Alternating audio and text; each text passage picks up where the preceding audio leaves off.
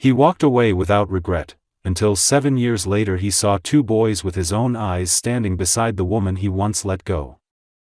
Alexander Hale stood at the window of his corner office, the city stretching beneath him in glittering lines of light, the night sky heavy with storm clouds that threatened to break. His jaw was tense, his posture controlled, every movement sharpened by the cold precision that had built his empire. Emma stood a few feet behind him, her hands folded in front of her, not in submission but in the quiet attempt to hold herself together.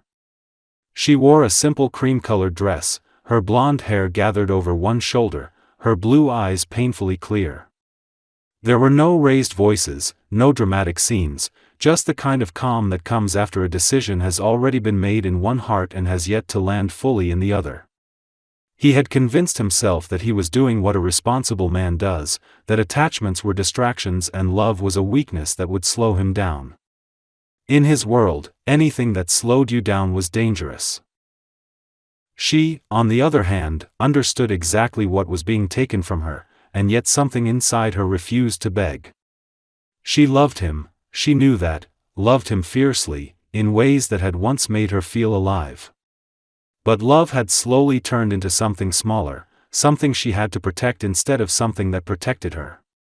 For months she had seen him drift away, slipping into conference rooms, private flights, long dinners with investors, and coming home later each night with eyes that did not see her.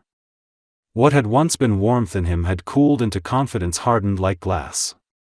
He loved winning more than he loved anything else, and somewhere along the way he convinced himself that love was another battlefield where he must not lose. When he finally spoke, his voice was flat, practiced, almost detached. He said he needed space, he needed clarity, he needed to focus. He did not say he needed her gone, but his silence did. Emma felt her chest tighten, a pressure that made it hard to breathe, but her voice did not shake.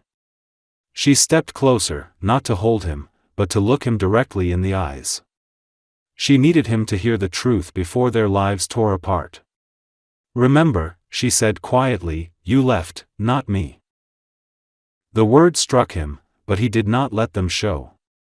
He turned away, choosing the skyline over her face, because the skyline did not make his heart ache. He believed he was choosing strength, ambition, freedom from vulnerability. He thought she would break, that she would cling, that she would ask him to stay. But she didn't. She simply stood there with her heart cracking open and did not let a single tear fall. Her silence was not weakness. It was the last piece of dignity she would allow him to see. She walked out of the office without looking back. Her footsteps echoed down the polished hallway, soft but steady. Outside, the night air was cold, sharp enough to sting, and she inhaled deeply, letting it cut through the numbness spreading through her chest. The taxi ride home was quiet, the city passing by in blurred bands of gold and shadow. She pressed her hand gently against her abdomen, where life was beginning to form, so small it could not yet be felt, but real, undeniably real. She hadn't planned to tell him that night, but she had planned to tell him soon. Now the words lay heavy inside her like unsaid prayers. She wasn't leaving because of the child, she was leaving because he already had. She knew he would never come after her. His pride would not allow it. His ambition would not bend. And so she walked into a future where she would raise her children alone, not out of punishment, but out of love, love for them, and love for herself. In the office high above the city, Alexander finally turned from the window long after she was gone. For a moment, the room felt too large, too quiet, as if something essential had been removed from the air. But he forced himself back into his work, convinced the emptiness would fade. He did not yet know that this was the moment he had lost more than he could ever rebuild. He did not know that the life he had walked away from would one day stand before him again, not as a memory, but as 2 pairs of green-eyed boys staring directly into the face of the father who never knew he had left them behind. The town Emma fled to was small enough that the ocean could be heard even when you were nowhere near the shore. Morning smelled of salt and warm bread from the bakery that opened before sunrise, and the streets were narrow, lined with old lampposts and flower boxes that residents cared for with a gentle pride. It wasn't the kind of place where people asked many questions, and that was exactly why she chose it. She rented a modest cottage with peeling paint and uneven wooden floors, the kind that creaked under every step, but to her it felt like safety. It was a space where silence was not a weapon and where her heart could rest from everything it had endured. Her pregnancy was quiet and private. She didn't register at any fancy clinic or hire personal doctors. She visited a small-town nurse who knew how to speak without judgment. The nurse would sometimes rest a warm hand on Emma's shoulder and say, "You're doing well. Better than you think." Emma rarely believed it, but the words mattered more than she realized. As the months passed, she spent her afternoons in the town's old library. It smelled like dust and paper and had windows so large they looked like they were meant for letting light save people. Emma volunteered to help with children's art classes, guiding tiny hands as they colored oceans and skies, teaching them how to blend colors instead of forcing sharp lines. The children loved her. They didn't know her story, but they sensed softness and strength, the kind that comes from surviving something and choosing not to harden. When the twins were born, it was a stormy night. Thunder cracked loud enough that it rattled the windows, but Emma was calm. She held on to the bed rails and breathed through the pain, her hair damp with sweat, her cheeks flushed. The moment she heard the first cry, something inside her lit up, something fierce and warm and unbreakable. Then came the second cry, and her breath caught as tears finally spilled freely, tears not of grief but of an overwhelming love that made her chest expand painfully. She named them James and Noah. From the very first day, they felt impossibly familiar. James was the quieter one, observant, always looking first before acting. Noah was bolder, laughing before he could even properly hold his head up.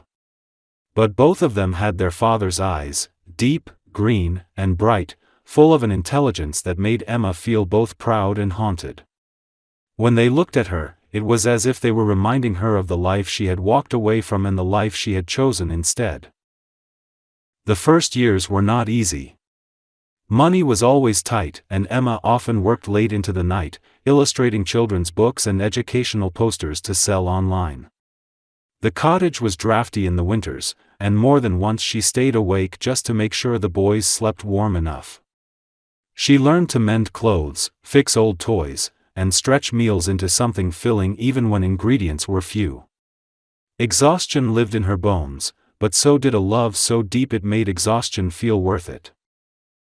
There were moments when loneliness crept in, quiet, cold moments when she sat at the kitchen table with cold tea, listening to the distant sound of waves while the boys slept. The ache did not come from missing Alexander as a lover, that version of him had faded long ago. It came from the knowledge that her sons would grow up without knowing a father's voice, without feeling his arms lift them high, without hearing someone say, "Look at my boys, I'm proud of you." But then came the days full of laughter, James gently helping Noah untangle a kite string, Noah wrapping a blanket around Emma when she fell asleep on the couch, both boys running to her after class with drawings clutched in their hands. In those moments, her heart felt full in a way that no luxury penthouse or private flight ever could have given her. The town came to know her, not as the woman who had been left behind, not as the mother hiding from a man who once loved her, but as Emma Rivers, the woman who raised two extraordinary boys in a small cottage by the shore. And slowly, quietly, her life began to bloom in its own way. She did not know that far away, in a glass tower overlooking a city of ambition and noise, the man who once let her walk away was beginning to feel the first quiet tremors of regret. But she did know one thing with certainty: she had not lost anything. She had chosen her life, her sons, and her peace, and she would choose them again every time. The twins grew up with the ocean as their backdrop and the warm hum of Emma's voice shaping their world. Their childhood was neither luxurious nor easy, but it was rich in the ways that mattered: laughter echoing across the yard, chalk drawings covering the walkway, sand sticking to their hair after long afternoons at the beach. James, the thoughtful one, liked to sit beside the tide and watch waves rise and return, as if he understood something about the nature of coming and going that most adults never would. Noah, full of relentless curiosity, climbed rocks, chased seagulls, and constantly asked how things worked, why the sky changed color, why waves never stopped moving. They were different in temperament, yet bound by a connection so natural and deep that sometimes Emma felt they were speaking to each other without words. As they grew older, they began to notice the quiet spaces in their home, not just the physical absence of a father, but the unspoken one. At first, it surfaced in innocent questions. Noah once asked if all families had two parents, because he saw a classmate's father pick him up from school. Emma paused, her breath caught for a second, and then she knelt to look her son in the eyes. Families can look many different ways, she told him. What matters is love, not numbers. It was the truth, but James, who watched silently from behind the doorframe, understood that something lived between her words. Time made questions sharper. When they were 6, James found an old photograph tucked inside one of Emma's books. She had hidden it long ago without meaning to hide it. It was a picture of her and Alexander at a gala, her body tucked beneath his arm, his face younger but unmistakably the same, green eyes bright with ambition. James studied the man in the photo for a long time before turning to her. "Is this him?" he asked quietly, as if speaking louder might break something fragile. Emma sat down beside him, her chest tightening. She could have lied, but instead she exhaled, slow and steady. "Yes," she said. "That is your father." James didn't ask why he wasn't there. He simply nodded and set the photo on the table. But Emma saw the understanding settle into him like a stone sinking into deep water.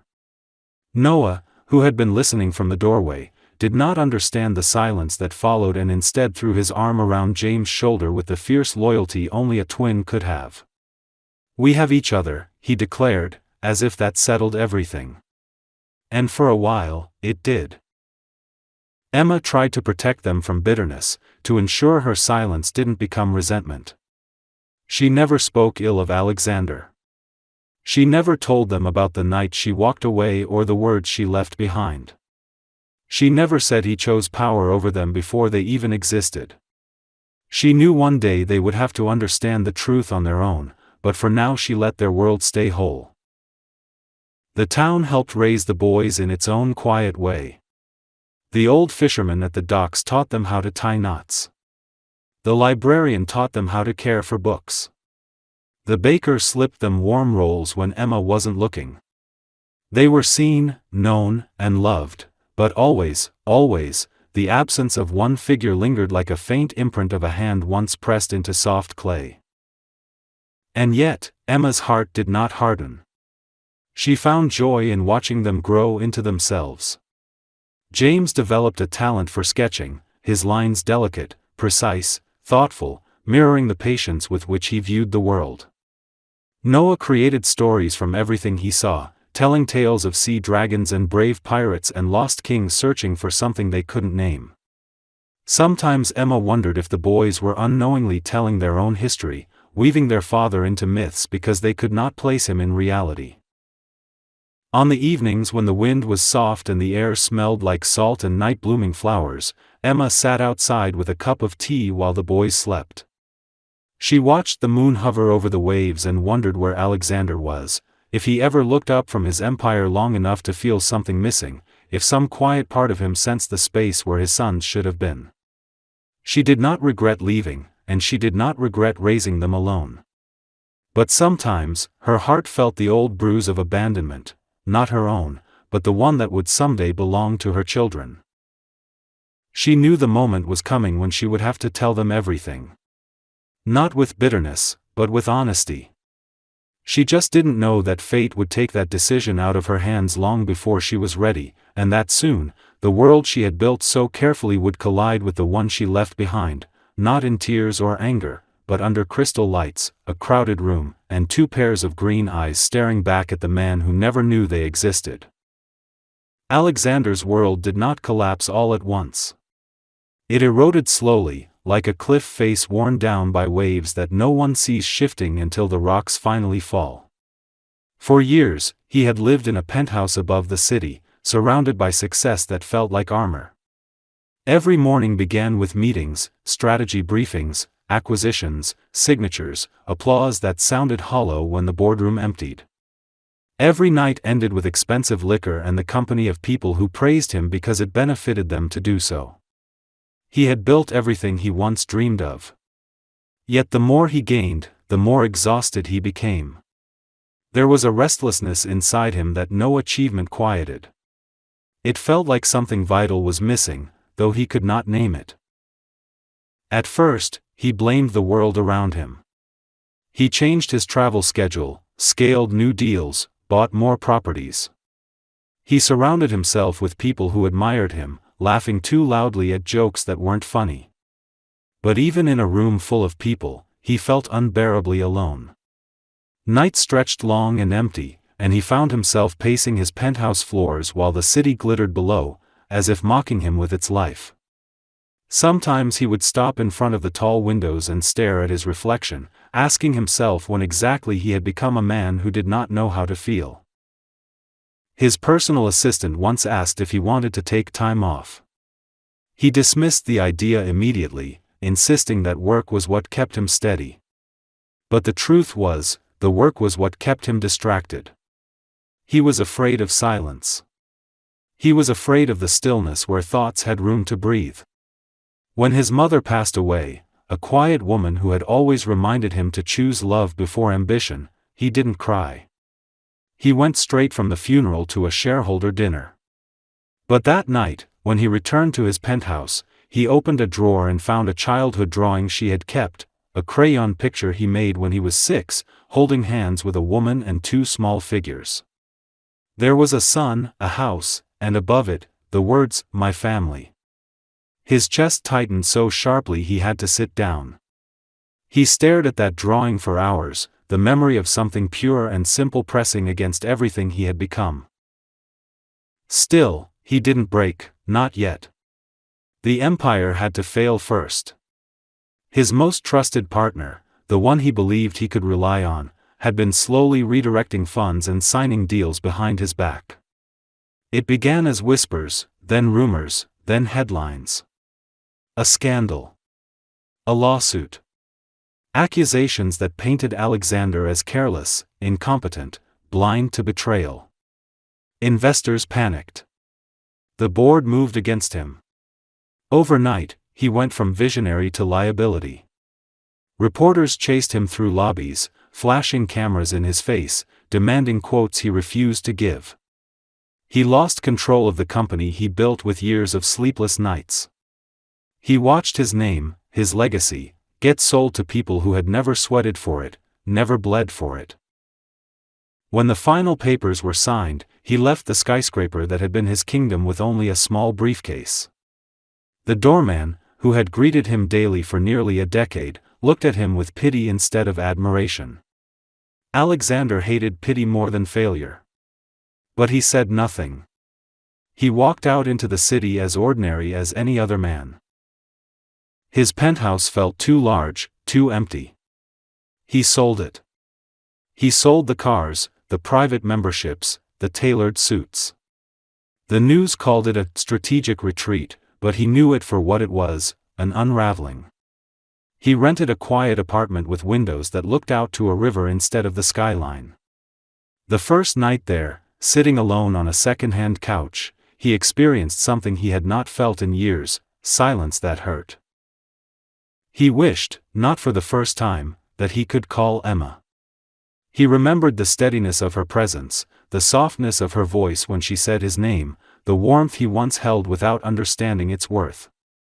But pride is a cage that feels like armor. He told himself too much time had passed. She had surely moved on. And he believed he did not deserve forgiveness. Still, whether he admitted it or not, Emma's absence shaped him more than her presence ever had. It was the quiet ghost that walked behind every step he took. As the years passed, he volunteered at a community center, mostly to fill time at first. He taught young entrepreneurs about business, though he spoke now not about dominance or strategy, but about responsibility and integrity. The students liked him. Some even admired him. But he did not let himself get close. Yet, without realizing it, something was slowly shifting inside him. The armor he had worn for years began to crack, not from force, but from time. He no longer wanted to be admired. He wanted to be known. He just didn't know there were already two people in the world who knew him better than he ever knew himself, two boys with his eyes, his smile, his unspoken longing, waiting unknowingly for the day their worlds would collide. The charity gala was held in the kind of restaurant where crystal chandeliers glowed like suspended constellations and the walls shimmered with soft gold undertones, designed to make every guest feel important. Alexander attended not out of excitement, but out of habit. These events used to be his hunting ground, where deals were formed with a handshake and a well-timed smile. Now he felt like an observer in a life he no longer quite belonged to. He wore a dark green suit that suited him more than his old tailored armor ever had, the shades subtle but striking against his hair. He moved through the crowd quietly, responding politely to greetings from people who still recognized him, though their smiles were now tinted with curiosity rather than admiration. He carried himself with a calm he had worked hard to earn, but inside there remained an emptiness he had not yet learned how to fill. The evening unfolded around him in a blur of clinking glasses and polite applause. Speeches were made about generosity and community, about the necessity of giving back, about children whose futures depended on the kindness of strangers. Alexander listened, not passively, but with a quiet attention. He knew more now about loss than he had ever known about success, and he was learning that sometimes the most meaningful things in life were the ones you didn't plan. As a host announced the next performance, guests turned their attention toward the small stage at the front of the dining room. Children from a coastal art program had come to present a short showcase, songs, drawings, and stories they had written themselves. It was meant to be charming. And it was. But for Alexander, it became something else entirely. Two boys stepped into the light. They were 7, though perhaps a little small for their age, standing close together as though they were used to being one another's anchor. The first thing Alexander noticed was their hair, brown like his, and their posture, straight-backed and steady, as if instinctively prepared to face a crowd. But when they lifted their heads and the stage lights caught their eyes, something in Alexander's chest tightened so sharply he nearly forgot to breathe. Their eyes were green. His exact shade of green. The green he had seen in the mirror for decades, the green he had inherited from a mother who once told him that eyes reveal the soul before the mouth speaks. He could have convinced himself it was coincidence. Children resembled strangers all the time. But there was something else. The line of their jaw. The quiet confidence of the older twin, the spark of unrestrained curiosity in the younger. He saw himself. Not just physically. His temperament. His silence. His fire. Then he saw her. Emma stood at the edge of the stage, speaking softly to the event coordinator, unaware that his world had just stopped.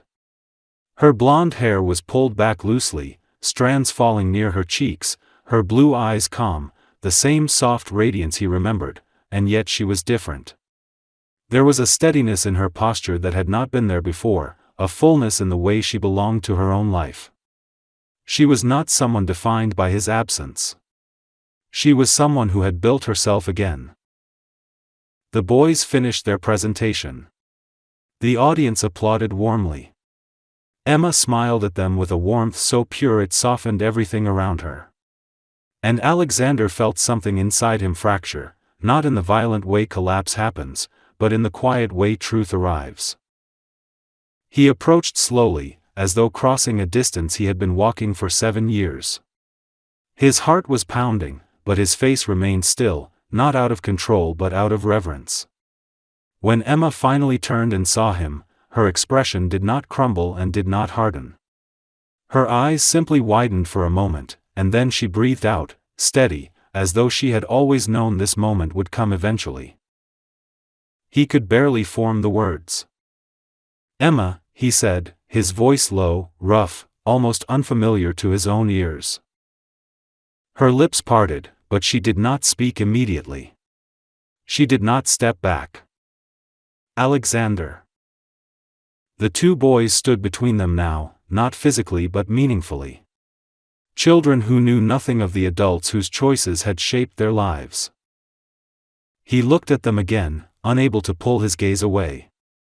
He felt the weight of 7 years press down on him like a tidal wave. He swallowed, his voice breaking. "Are they?" Emma held his gaze without flinching. "They are yours." The room around them continued bustling, waiters walking by, guests laughing, glasses clinking, but for Alexander, the world had narrowed to 4 people in the soft glow of a chandelier. His breath shook, and for the first time in his life, tears threatened. Not from loss. Not from regret alone. But from awe. From the realization of what he had missed. Of who he could still become. He did not reach for Emma. He did not fall to his knees. He simply stood there, trembling, and whispered, almost to himself, "I never knew." Emma's voice was calm, not cruel, not vengeful, but honest. "You didn't look back." It was not an accusation. It was simply the truth. And in that truth, their story began again, not as lovers, not as strangers, but as 2 people standing in front of the life they had created without ever knowing it. He found her outside on the balcony after the gala had ended, where the air was cooler and quieter, the city lights shimmering in long ribbons across the river. Emma stood with her hands resting lightly on the railing, her posture calm, though her heart was moving faster than she let show. Alexander approached slowly, not wanting to startle her, not wanting to intrude, yet feeling drawn as though there was no other place he could possibly stand. The glass door closed behind him with a soft sound, and the 2 of them were alone with the distant hum of traffic and the soft breeze that carried the scent of rain. For a long moment, he didn't speak. He just stood there, studying her profile, seeing the woman he once loved and the woman she had become. He could tell she had lived an entire lifetime without him. When he did finally speak, his voice was low and unsteady. "Why didn't you tell me?" The words were not sharp. They were not angry. They were simply aching. Emma exhaled slowly and turned her head to look at him, her eyes clear and steady like the tide. She had prepared for this question years ago, though she never imagined she would answer it face to face. "Because you made your choice," she said, her tone gentle but unwavering. "You walked away from us before you even knew we existed. I wasn't going to chase a man who had already decided what his life should look like." He closed his eyes for a moment, and the truth of her words settled into him like a weight he had never carried before.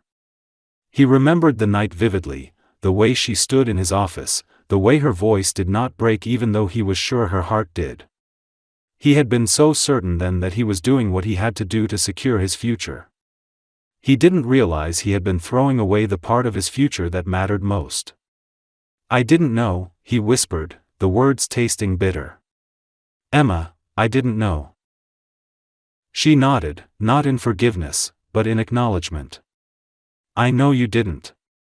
And that is exactly the point. You didn't look back long enough to find out." Her words did not accuse. They simply described. That made them hurt more. He leaned against the railing beside her, his shoulders rounding under the weight of 7 years he could not undo. "I missed their entire childhood," he said quietly, his voice cracking in the middle like thin ice. "Their first steps. Their first words. Everything." Emma looked at him, and in her expression there was no cruelty, no triumph. Only sadness and a distant kind of understanding. "I missed those moments too," she said. Not because I wasn't there, but because I was there alone. That was the sentence that broke him. Not the realization of what he lost, but the realization of what she carried. He turned to her, his eyes shining with something raw and unguarded. I want to know them, he said, and this time there was no pride, no performance, only truth. I want to know them, Emma. I want to learn who they are. I don't expect you to forgive me.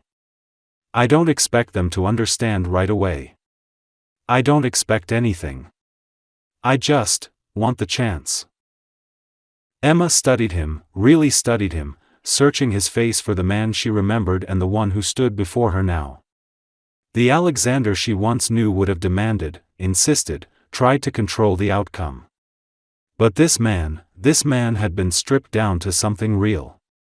She saw his regret, his humility, his longing. And she also saw her sons in him.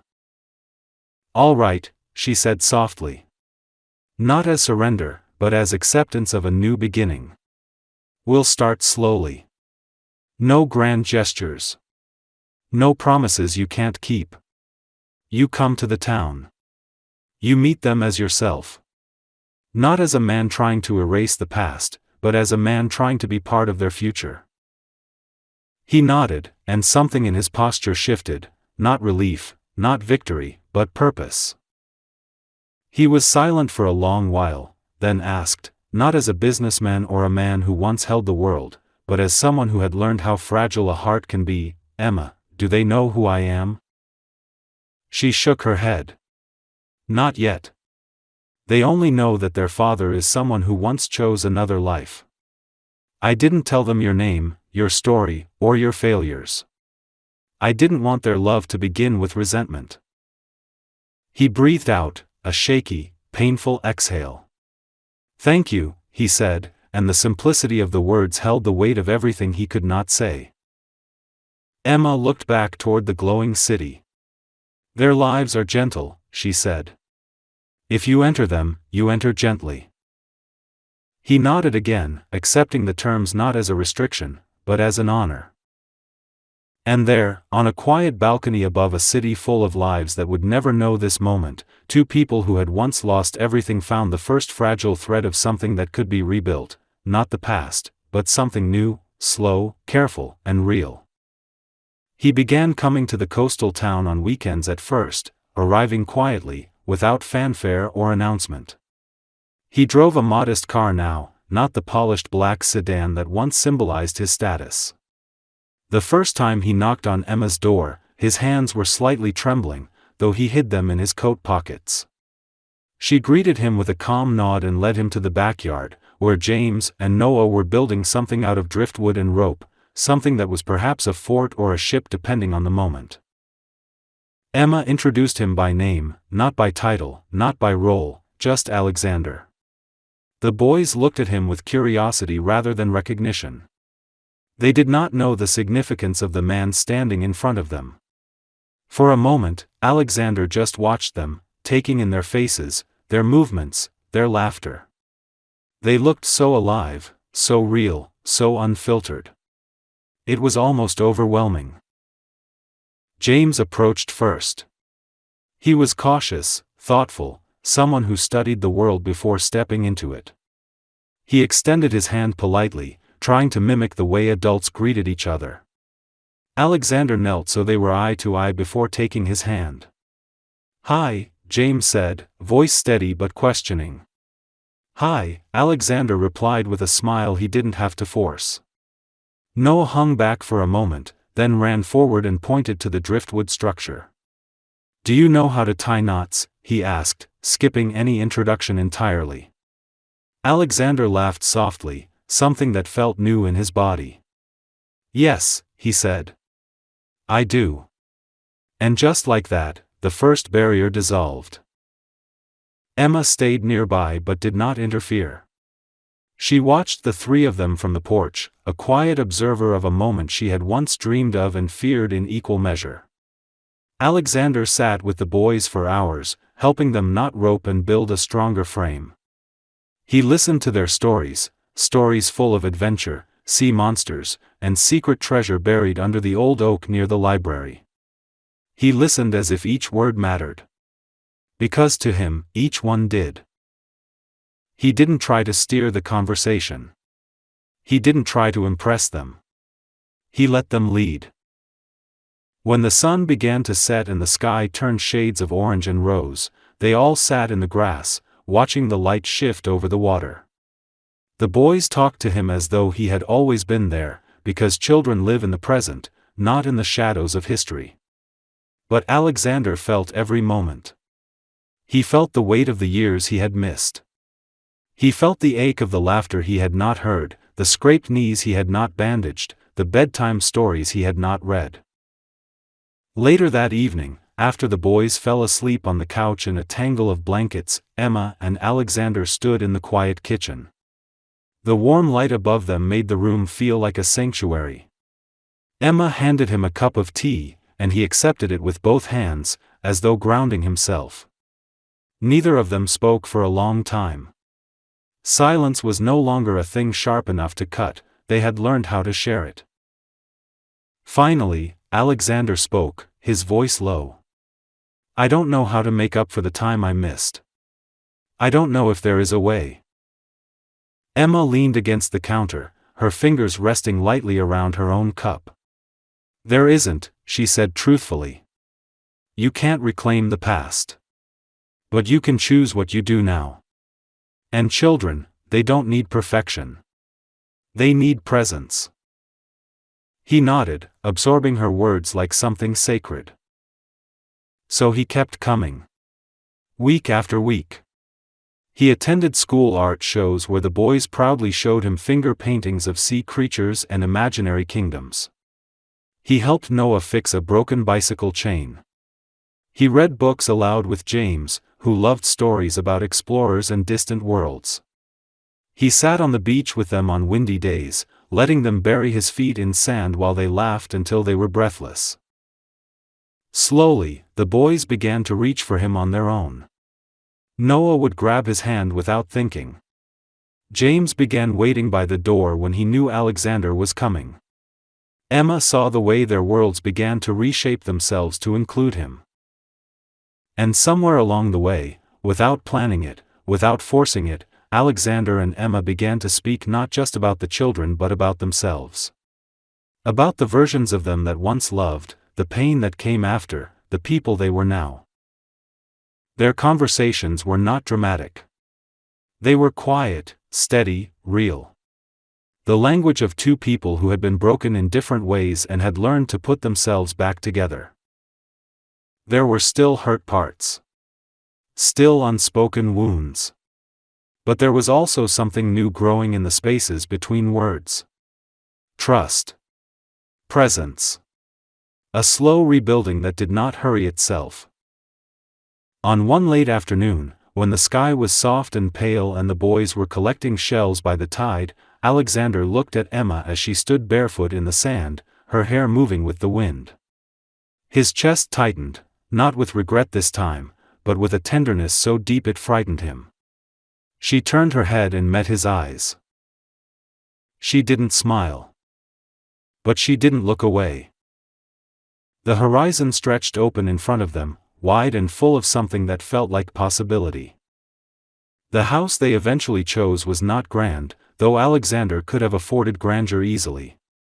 It stood on a gentle rise overlooking the shoreline, where the waves rolled in like a steady heartbeat.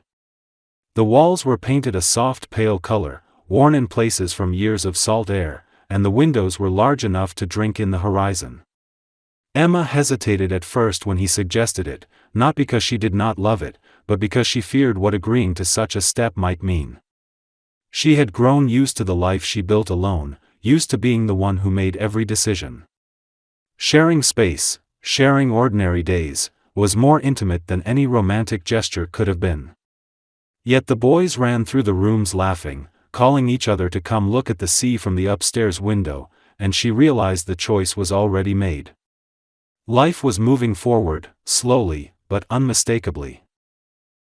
Alexander didn't move in right away. He came on weekends still, then more often as the months passed. He helped repaint the walls, repaired the gate, learned how to coax stubborn vines off the fence without tearing them. There was something quietly sacred in watching him kneel in the dirt with the boys, sleeves rolled up, teaching them how to plant something that would take time to grow. Noah asked endless questions about roots and soil, while James watched silently, memorizing the patience in Alexander's movements. Emma watched from the porch sometimes, her tea cooling in her hands, feeling her heart bend in ways that were both new and familiar. This was not the life she once begged for. This was something deeper, love built not from passion or desperation, but from steady presence and earned trust. One evening, the four of them sat on the shore, a blanket spread over the sand. The sky was a watercolor of fading gold and dusky lavender, the kind of evening that softened everything. The boys were telling a story they had created together, about a ship that had once sailed too far and gotten lost, only to find its way back guided by stars that had always been there. Emma listened with a soft smile, but Alexander's breath caught as he realized the story held truths the children did not know they were telling. He looked at them, the wind brushing through their hair, their eyes bright and alive, and felt an overwhelming sweep of gratitude mixed with grief. Grief for the time lost.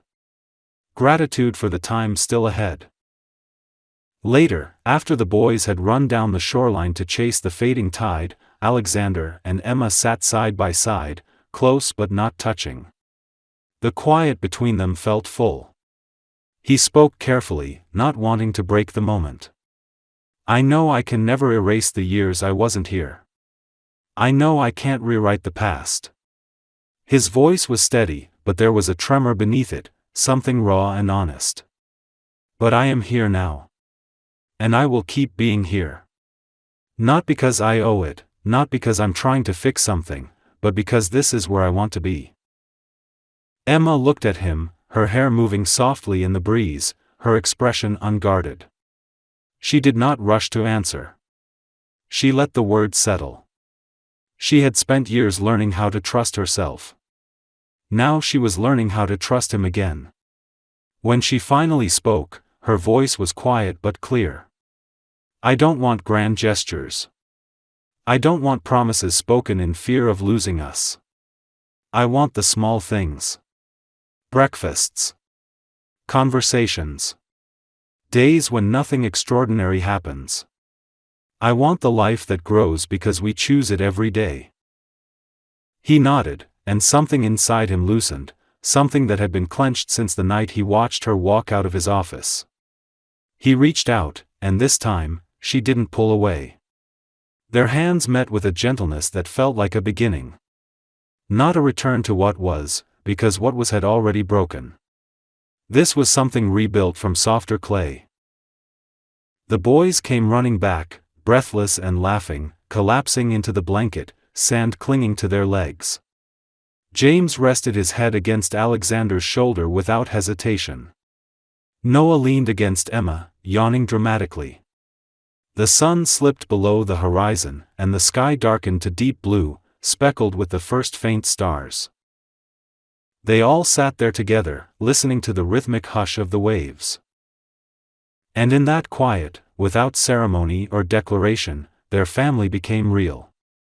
Not because they had erased the pain or undone the past, but because they had chosen to grow something true in its place. There was no dramatic ending, no final triumph. Just the sound of the ocean. The warmth of shared closeness. The knowledge that love, when rebuilt slowly and honestly, can choose to stay.